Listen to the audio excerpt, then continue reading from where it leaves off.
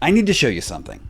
This is a picture of RFK Jr. standing next to Jerry Ross, one of the most prominent suppliers of gas station heroin in the world. In this video, I'm going to tell you how the leaders at the highest levels of the MAHA movement and at the Department of Justice joined up with a convicted fraudster to personally profit from their own manufactured addiction epidemic. And to do that, I need to tell you about this bottle.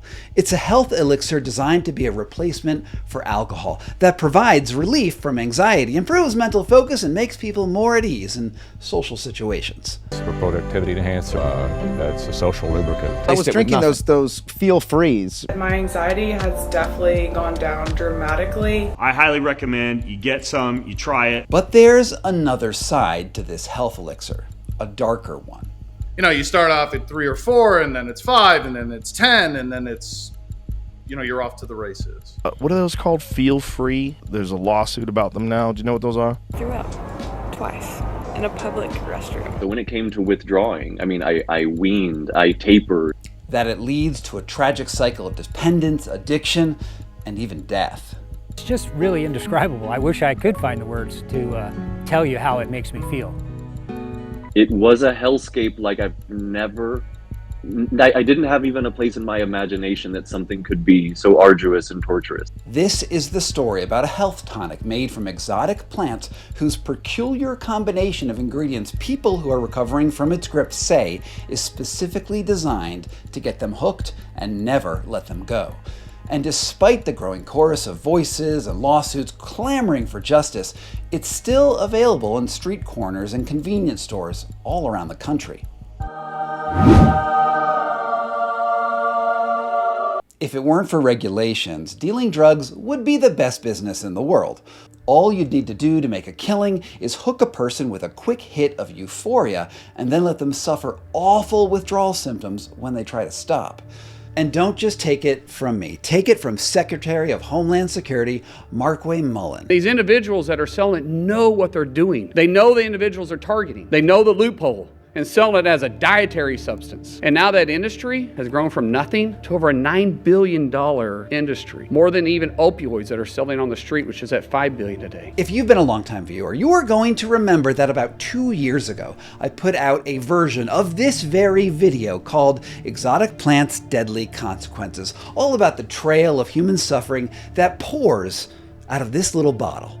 And I'm releasing it now because the story took a turn in a way that took me by surprise. Because Mullen, whose clip I just showed you talking about the dangers of these gas station elixirs, had to release a financial disclosure form to take his current post, which showed that he held between a $500,000 and $1 million stake in Botanic Tonics. And to justify his own complicity in an ongoing crime, here's what he said about the motivations of the people involved in this very business. Because they justify it. It's legal, but it's an addiction that's ruining lives. It's an addiction that's truly killing people because it leads them down a road that sometimes they'll never recover from. Okay, I need to make a little distinction here. And they're technically speaking about a formulation of kratom called 7-OH. Now, you can think of 7-OH as going from amphetamine to methamphetamine, or from heroin to fentanyl. It's a synthetic variety that's much, much more potent. But then this is going to be very important, as you see in this video. The ordinary version of kratom, the way it's formulated in Feel Free, is horrifying. And it's not only him. Around the time my report came out, the Department of Justice raided a Botanic Tonics warehouse and seized 250,000 bottles. They filed a lawsuit and it looked like the DOJ was winning after the judge made motions in their favor. But then in December 2025, the DOJ mysteriously dropped that lawsuit against Ross's company. And then a few months later, Botanic Tonics gave RFK's super PAC a $500,000 donation. Which makes what Kennedy said at that very same press conference as Mullen pretty hard to stomach. Now they're putting them in every gas station, and they're marketed for children. They're gummy bears, they're bright colors, they're candy flavored. This is really a sinister, sinister industry. So I have to ask you, what is worse? A noted criminal getting away with a commercial scam that takes advantage of millions of people, or a government that is directly complicit in fostering an epidemic? Now, I'm going to get back to Kennedy in a little bit, but let's first get you up to speed on how this investigation got started in the first place. A few years ago, I put out a video about a man who fled New Zealand after he was convicted in a massive real estate scheme. And then he landed in Arizona and founded AG1, the most profitable supplement company on the planet. Now, this was just one indication that the supplement industry isn't as clean as it wants us to believe. And after that video came out, a bunch of people slid into my DMs saying that I really needed to look at a company called Botanic Tonics. Not only was the founder sentenced to 9 years in jail for embezzling millions of dollars, but just like with AG1, he founded his health elixir company after he was released from prison. Now people are getting addicted, sick, and at least one reported case dying because of it. While I love getting tips from my viewers, I had this sinking feeling that this story was going to take over my life. Once I started digging into just a few court documents, lab samples, and started hearing from dozens of people from the subreddit devoted to this feel-free addiction, I knew that this rabbit hole was about to turn into a quagmire. And then, out of the blue, hello? Hello, Scott. This is JW. Now, that's not actually his voice, but we had several phone calls and dozens of emails over the last couple weeks. And in this piece, when you hear that voice, it's an AI rendering that's quoted verbatim from my records. But to just give you a taste, things really did go off the rails. To protect my and my family's life, the federal government, under federal seal, sealed the case, and my identity change, inclusive of a new social security number, passport, and change of name. I was told I was under no legal obligation to disclose this to anyone, and further, if I did, there would be consequences. This story has taken me more than 100 hours to report, with at least a dozen interviews, as well as background conversations with the U.S. Marshal's Office, that's the organization that runs the Witness Protection Program, and the FBI, and political lobbying organizations with billions, or at least millions of dollars at their disposal.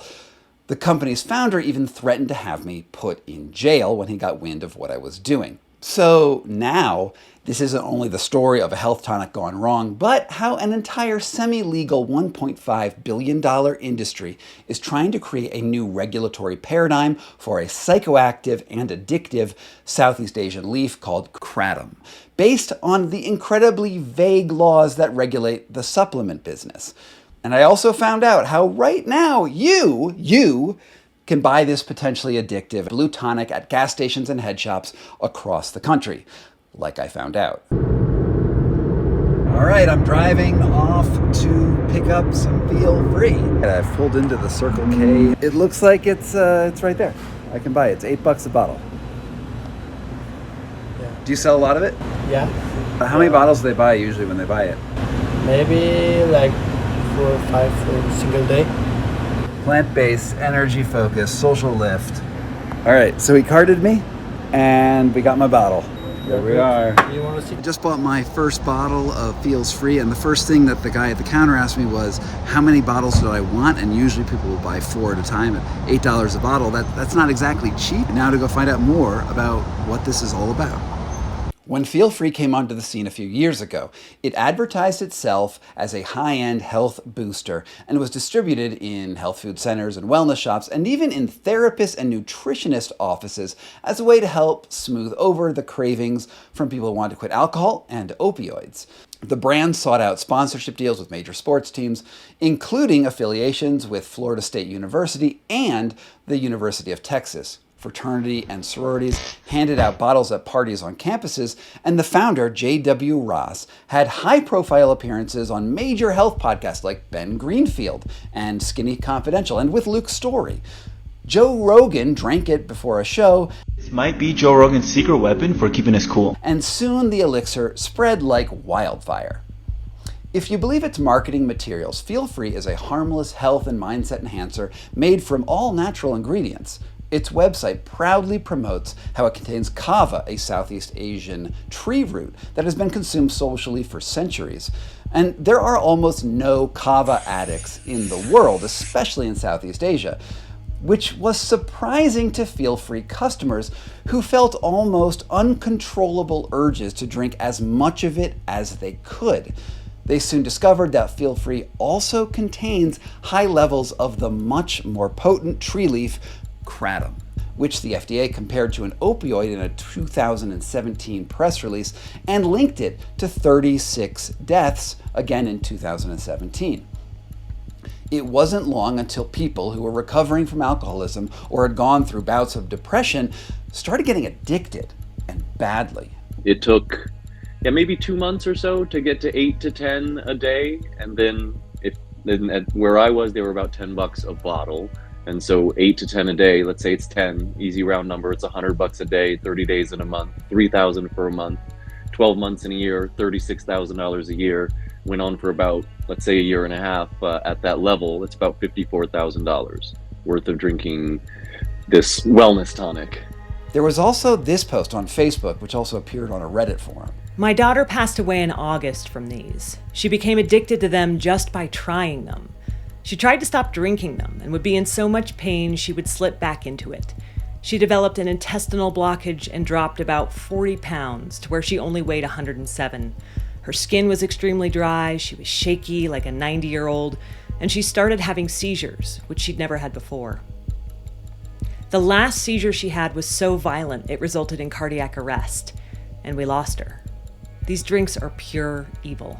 Later, I connected with that poster who further told me that the FDA collected samples of Feel Free bottles at the scene and is conducting its own independent investigation into her death. The podcaster Ben Greenfield is one of the few health influencers to walk back some of his initial claims of support for Feel Free. You've heard me talking about this stuff that gives me pure euphoria, and I feel like I'm on drugs, but like really good drugs the rest of the day. Burns clean, crushes appetite cravings, crushes any desire for even things like wine or weed or anything like that at night. Workouts better, sex better, recovery better, talks better. So I'm going to show you what it is. It's called Feel Free. Tiny little bottle, phenomenal cosmic power. I've been drinking 2 a day now. Feel Free paid him an undisclosed amount to be on his show, as well as affiliate deals for products that he sold online. Now, I've known Ben for a few years, and he's active on the subreddit for recovering addicts of Feel Free and seems genuine when talking about his affiliations and the impact that his show had on the community. And I reached out to him over a messaging app that we share, and Greenfield, who intensely monitors his own health, says, well, he went a little overboard with Feel Free. I was drinking like 6 bottles a day, and then I found out what it was. I'm like, oh, I should not be putting that in my body in excess. Now, I still have some. I might have like a bottle a week. And then he suggested an important research direction. The founder of the company does have an interesting history. I'll leave it at that. You can do your own digging. The podcasts that I took down because Feel Free asked me to take them down. They said that it was because they might be under some scrutiny for illegal marketing practices or something like that. Now, of course, I'd already been digging into the founder's history. This is J.W. Ross. Whether he's walking around in a jungle full of medicinal plants or calmly expounding on his business acumen online, he appears to be like any other founder of a wellness empire. But a strange thing happens when you start to Google his identity. Before a few years ago, well, he's a ghost.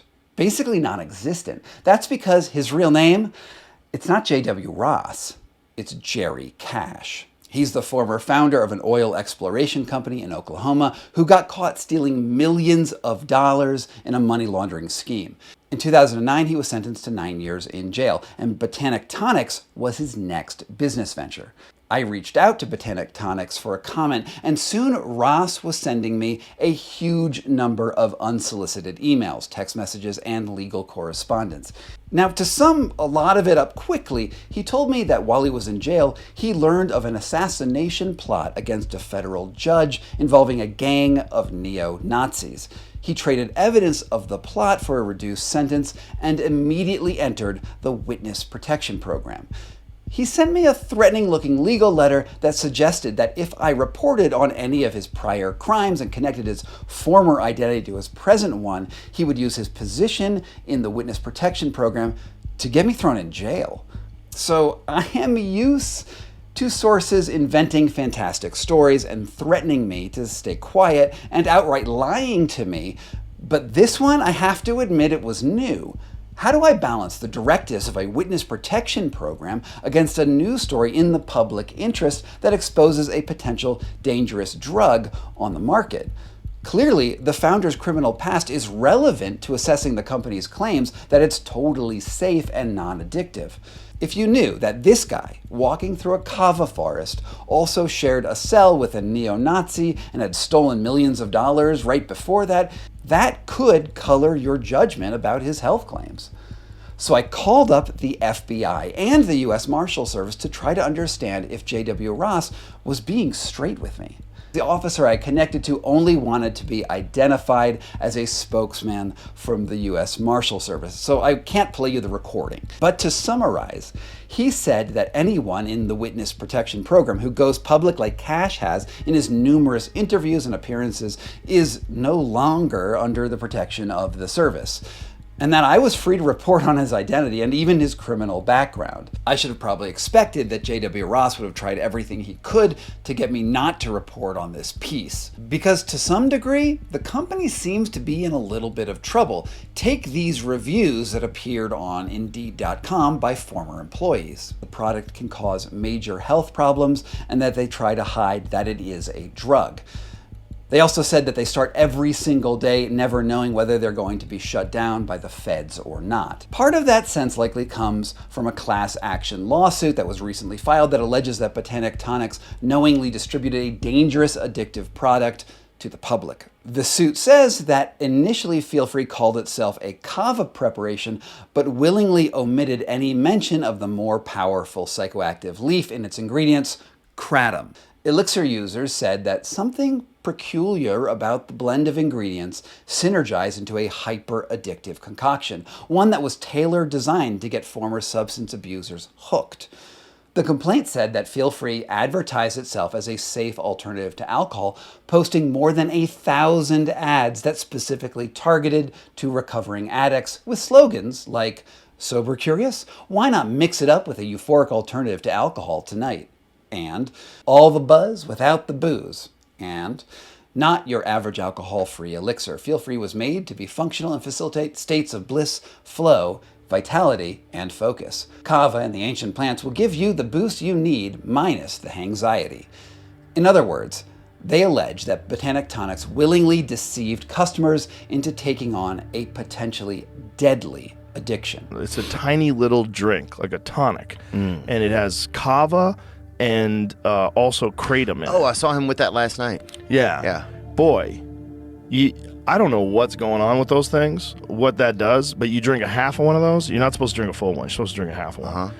Why don't they make it in smaller dosage so it's a single serving, because it's only that big? Yeah, because it's hard to judge. Also, I can't read without my glasses on, like that little tiny writing. I'm not going to read. This is 2 servings. Is it 1 can? Then it's 1 serving. At this point in the story, I need to pause for a second and just say that I am hardly someone who abstains from occasional drug exploration. I regularly take cannabis when I work out. I've traveled down to Peru to take ayahuasca with shamans, and when I was 20, I drank liquid opium out of the hand of an 80-year-old woman in a village in India. I'm generally a proponent of drug legalization and think that we should all be free to make our own decisions on what we put into our bodies based on the best information possible, which is why I decided that I needed to give Feel Free a try in order to understand it better. Okay, so I'm a little nervous, if I'm going to be totally honest. I got the bottle. I've put a lot of bad things in my body over the years, and I'm not a particularly addictive person. Consult healthcare professional before taking any dietary supplement. This is actually like super confusing. Even if you like, I know they've updated the directions. They're not super straightforward.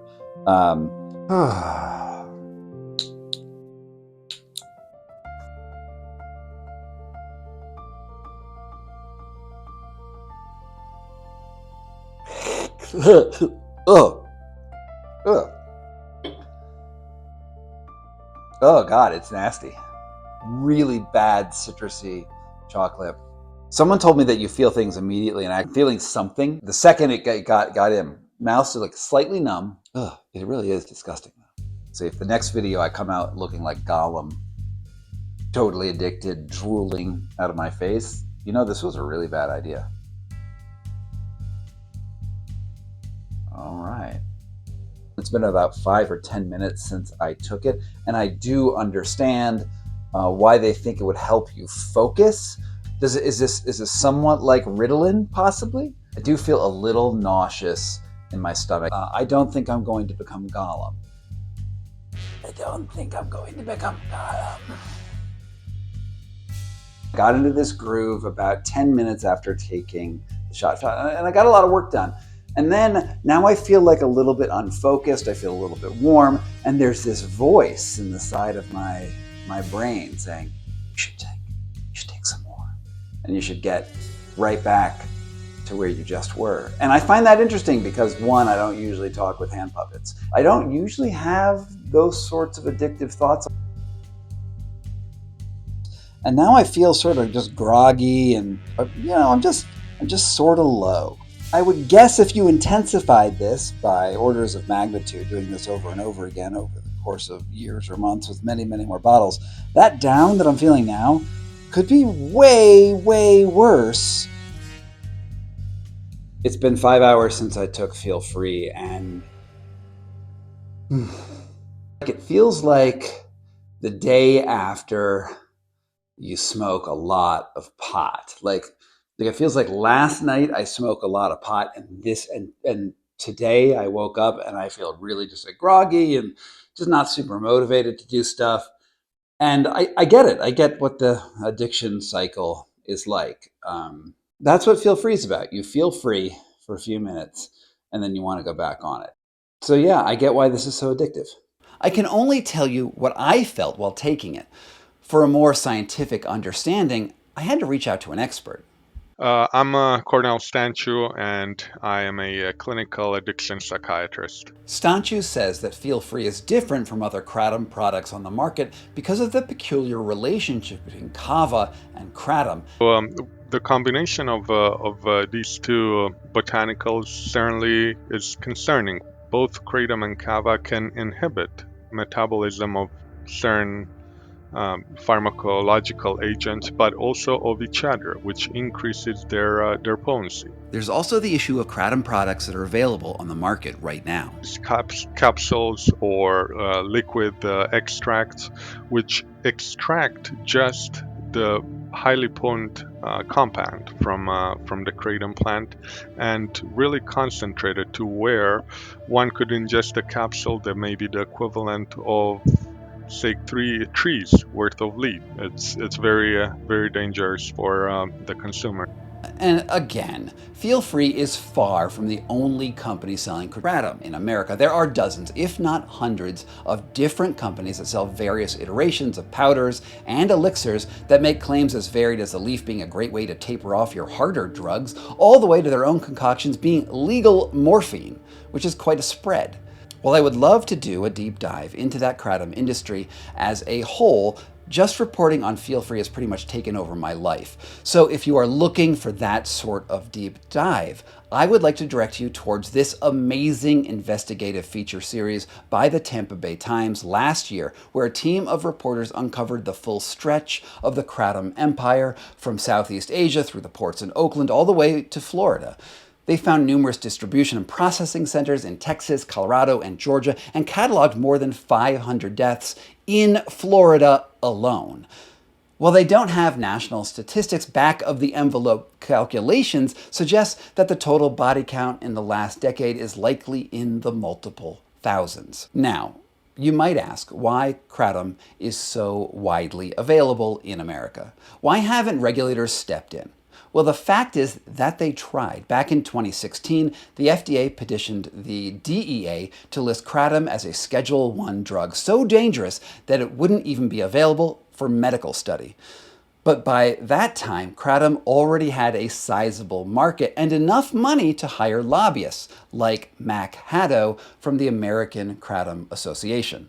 My involvement came when the president of the AKA at the time called me and asked me if I would join their lobbying team because I have had extensive experience in dietary supplements. I previously worked with Orrin Hatch, who was the champion of dietary supplements.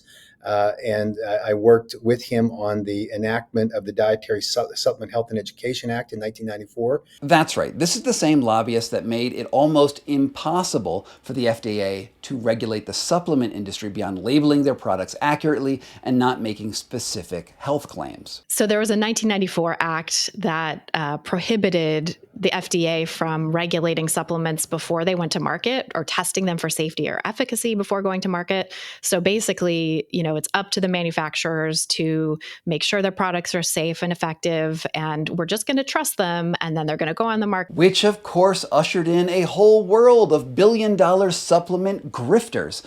For more about that, see my video on AG1 or even the work that I've done on Andrew Huberman over the last few months. Here's Haddo again. No vendor in the kratom space is permitted to use a therapeutic claim on a product in order to convince a consumer to purchase their product. That's barred by law. That doesn't mean that a consumer cannot consume a product for a health benefit that they perceive or actually experience. So Kratom exists in this regulatory gray area. About 5 states have banned it, but it's still widely available across most of the nation. The lobbying efforts of the American Kratom Association promise to make this a long and drawn-out battle. Okay, so let's bring all of this up to the present day under MAHA. One thing that has struck me since I first dug into this story is how the ephemeral regulation around supplements has seeped into just about every aspect of American health policy. Now, RFK Jr. founded MAHA in part to dismantle the financial interest between big industry and the health recommendations and scientific literacy. He correctly identified serious problems with conflicts of interest in medicine, and he capitalized on the resounding dissatisfaction that we all have with the American healthcare system in general. And in a way, that's all good. Unfortunately, the methodology that he used to fight these large healthcare conglomerates is to instead open up the playing field to small-time grifters selling just about any health and wellness product, from stem cells to peptides to gas station elixirs, without requiring any evidence or oversight really at all. Instead of like big pharma, what we have is little wellness and little pharma everywhere, and I don't think that's better. Jerry Ross, he saw this coming though, and he was an early backer of Kennedy's presidential campaign, donating just over $300,000 to Kennedy's super PAC in 2024 and 2025. While Kennedy did not secure the presidential nomination, the donations gave Ross access to Kennedy and an invite into the inaugural MAHA Ball. And all of this paid off a year later when the Department of Justice decided to drop its case against Botanic Tonics, which resulted in yet another $500,000 payment to Kennedy. So the lobbying efforts that are being done by Botanic Tonics are very clearly it's sort of like, your heroin dealer being like, we really don't want that synthetic Chinese heroin in here, fentanyl in here. What we want is, just our totally natural heroin. And that's a key distinction. Which makes Kennedy complicit in the current situation. They showed us maps of the places where the vape shops and the smoke shops where this stuff is being sold. And they're around military reservations in our country. And there's, the DA has done measurements of urine in our troops, and they're skyrocket. The more it's directly correlated to the number of vape shops in their area. They're putting them around schools. They're putting them in our poorest neighborhoods. And now they're putting them in every gas station. Kennedy is the one putting these on every gas station corner right around America.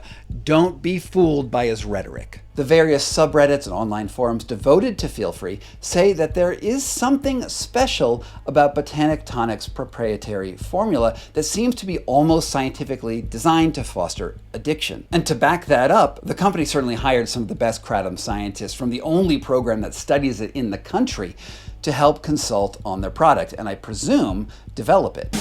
I'm Dr. Erin C. Berthold. I got my PhD from the University of Florida in pharmaceutical sciences. My research group focused on studying complex natural products like those produced here at Botanic Tonics.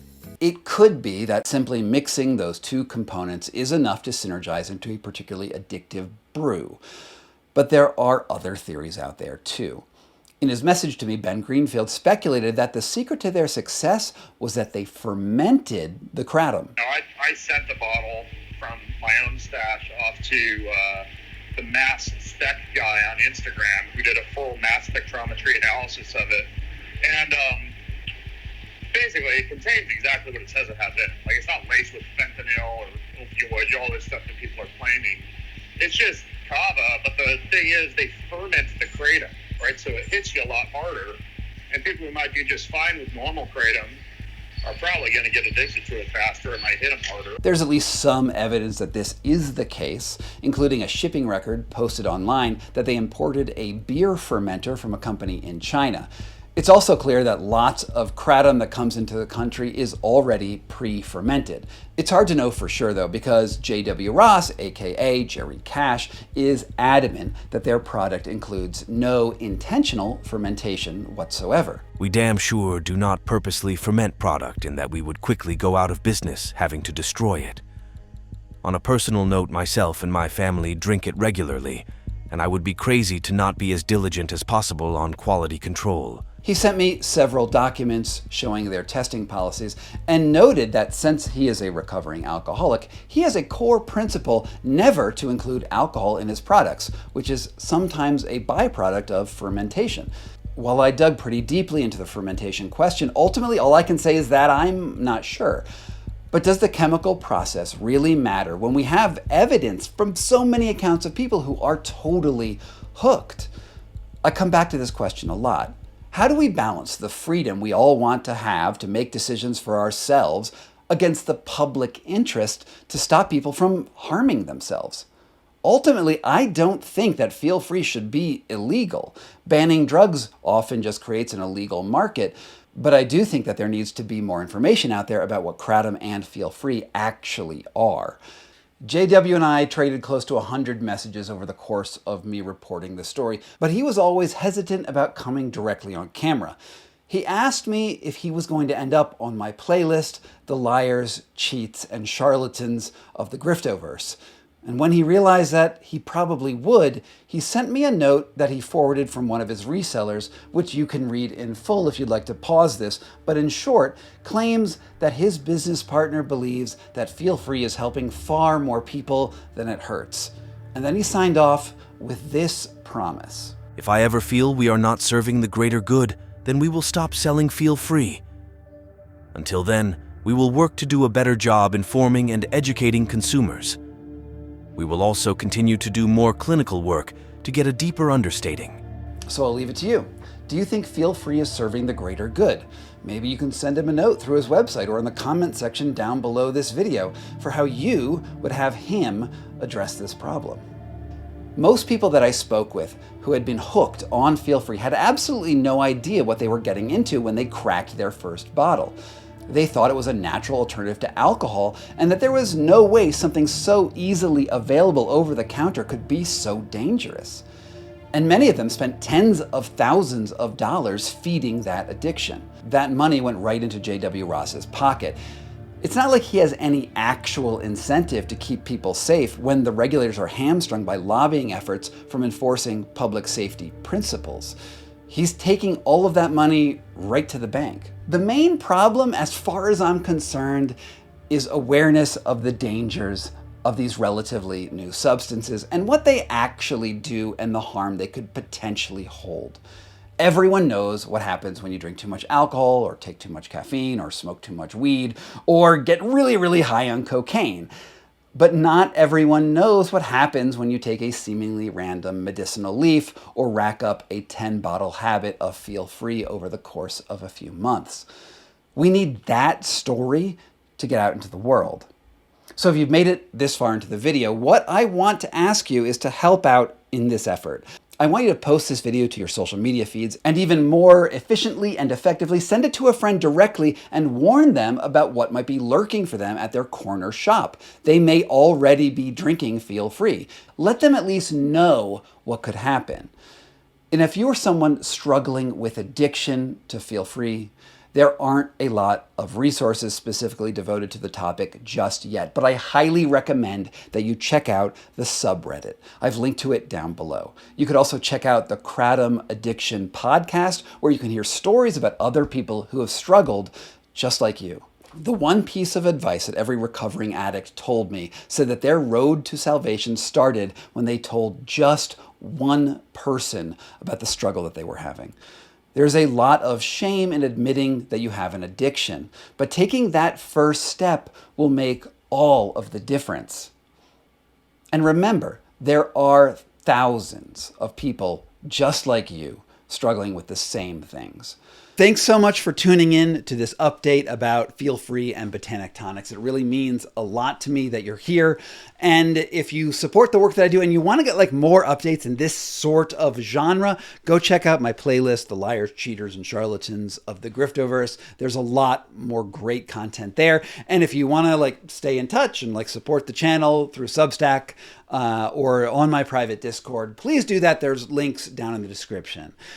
Until next time, from Foxtopus Inc. in Denver, Colorado, this was Scott Carney Investigates.